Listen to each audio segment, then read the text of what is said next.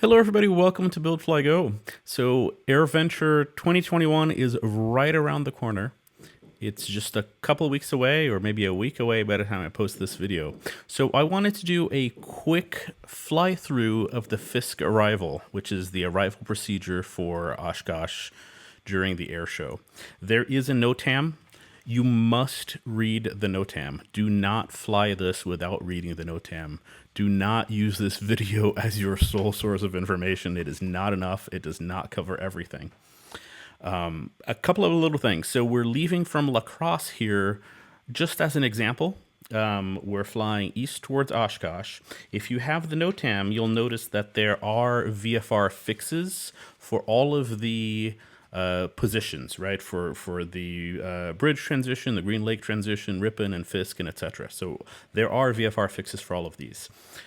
These are handy to get you an idea of where you're going on your tablet, on your onboard navigation system, G3X or whatever. Put them in, but be careful not to fly directly to them because you don't want 300 airplanes flying directly to that exact GPS fix. So use it as sort of an aid to navigation only. So this is what we're going to do. We're going to do the Endeavor Bridge to Pacquiao Lake, to Green Lake, to Ripon. So we're doing the entire procedure, and then to Fisk and to Oshkosh, of course. We're doing the entire procedure from Endeavor Bridge, which is not common. So Endeavor Bridge is the initial fix only if things are really, really busy. Usually, you would start off at Pacquiao Lake or Green Lake or possibly even Ripon. Read the NOTAM, figure out where you're planning to start the procedure. If things are really backed up, you're going to see airplanes all the way back to Endeavor Bridge, and that's where you're going to get started. So we are descending here. We have to do the procedure at, for us, it's 1,800 feet and 90 knots. Because we can fly at 90 knots, it's 1,800 feet, so we do that. If you are going faster than that, if you can't do 90 knots safely, you can fly higher. Read the NOTAM for that. I'm not covering it here. I believe it's 2,300 feet, but not covering it. Read the NOTAM. This is going to be the simplest arrival we have. So Endeavor Bridge. You could see we're actually just over the bridge right now.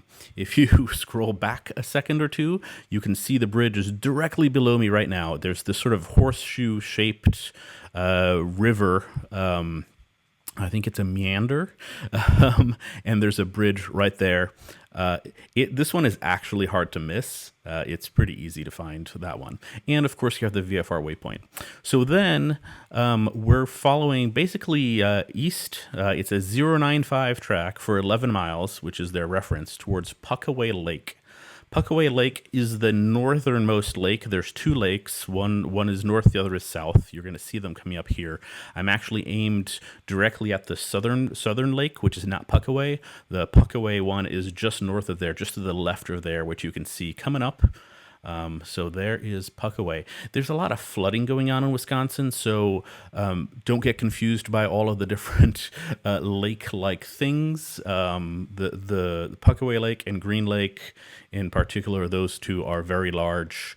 Well, they're large, and they're obviously lakes. You're not going to mix this up. Do look at look at those waypoints.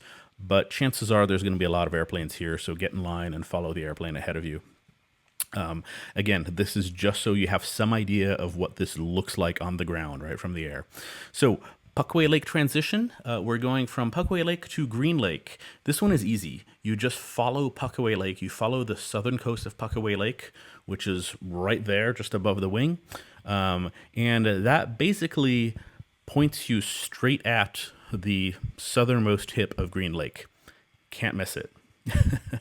You'll see it come up. Let's speed this up so you can see the rest of it. All right. So again, there is a VFR waypoint. You won't get lost. Make sure to maintain spacing, right? You want at least a half mile between airplanes here. And it's going to look like airplanes are right on top of each other. It gets really busy.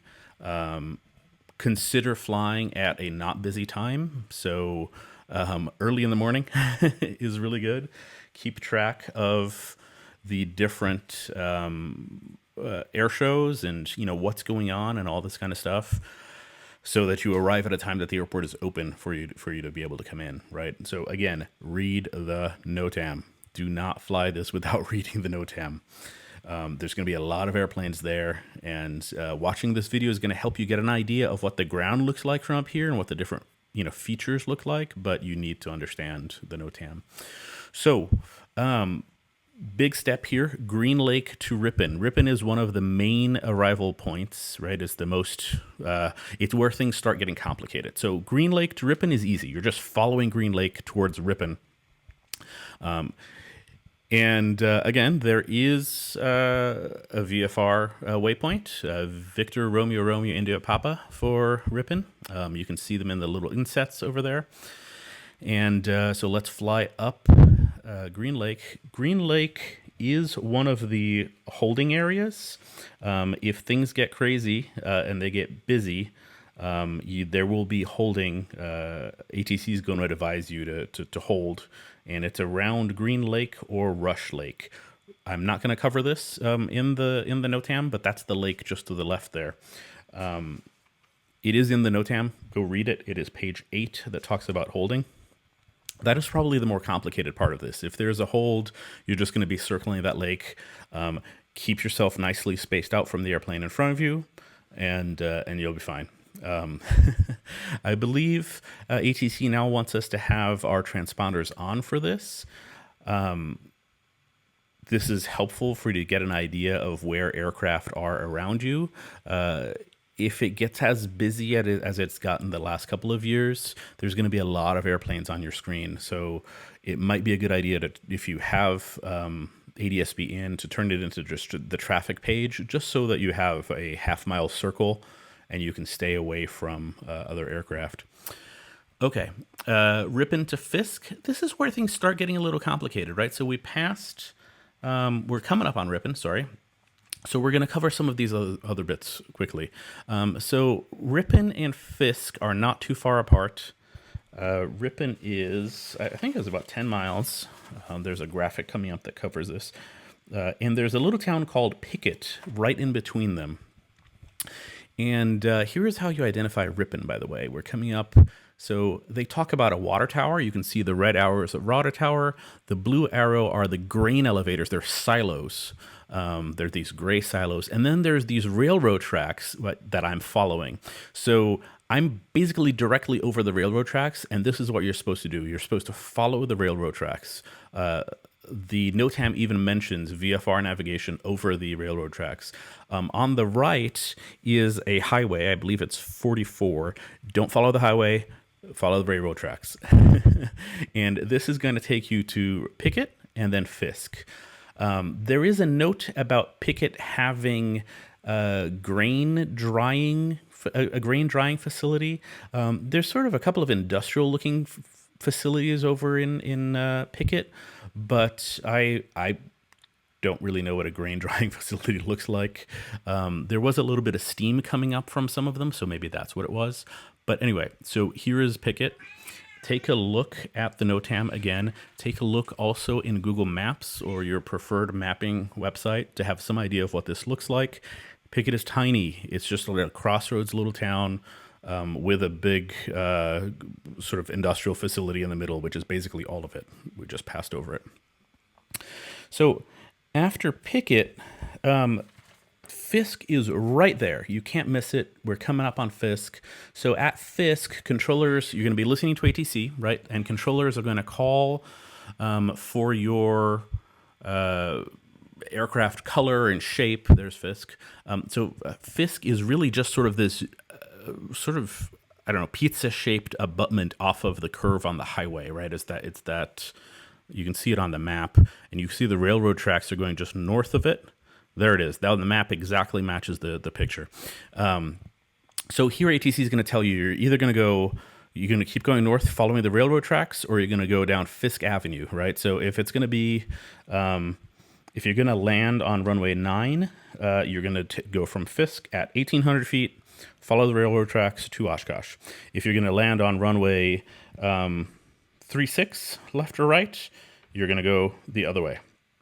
Same thing for runway 27, right? It's the railroad tracks. Things get busy here. Be prepared to do short approaches, descending turns, touchdowns, like touchdown on a point. Go practice touchdowns on a point. There are circles on the runway, big colored circles on the runway, and ATC is going to tell you they want you to land on this circle. You're going to see other airplanes in the pattern with you really quickly landing at the same time, and it's going to look like it's really tight, but there's proper separation there. Don't worry. Don't do anything that looks unsafe, of course, that you feel is not safe, but they know what they're doing here. They are possibly taking off at the same time on a different frequency off of that runway. And the controllers are coordinating that, but you're not going to hear the takeoff radio calls. So there might be an airplane taking off while you're on final. Of course, be PIC, right? Like make the right choice here, but just be aware that that could happen. Again, I've said this 300 times, read the NOTAM. That is the best thing you can do. Watch the video. There's a couple of other videos online about this as well. But it's not hard. Trying to show up at not a busy time, right? Show up early or show up middle of the week, something like that, and take it from there. I'm not going to cover the landing procedures. You are supposed to have printed off a placard with where you're going to be parking, and we'll take it from there. All right, thanks for watching. I hope this was helpful, and we'll see you at Oshkosh.